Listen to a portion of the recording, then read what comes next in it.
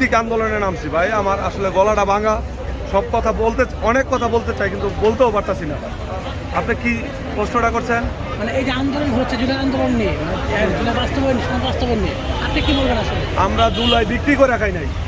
বিগত এই যে 18 মাসে ইন্টিরিম সরকার আমাদের জন্য কিচ্ছু করে নাই। এখন আমাদের জাতীয় সংসদে আমাদের প্রতিনিধি টিম গেছে, যারা এখনও চিকিৎসা পাচ্ছে না, যারা এখনও হাসপাতালে দুকে দুকে মরতেছে, এই লোকগুলান মাননীয় প্রধানমন্ত্রী ওনার সরাসরি এই লোকের অংশগ্রহণে জাতীয় সংসদে আমরা বসছি, দেখছি ওনারা কি করতেছে।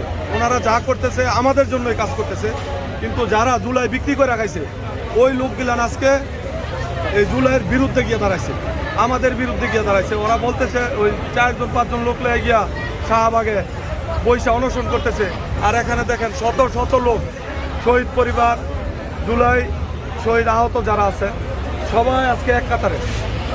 ওরা আমাদের বিক্রি করে রাখাইছে, আর বিক্রি করার দিন শেষ, সবার আগে বাংলাদেশ।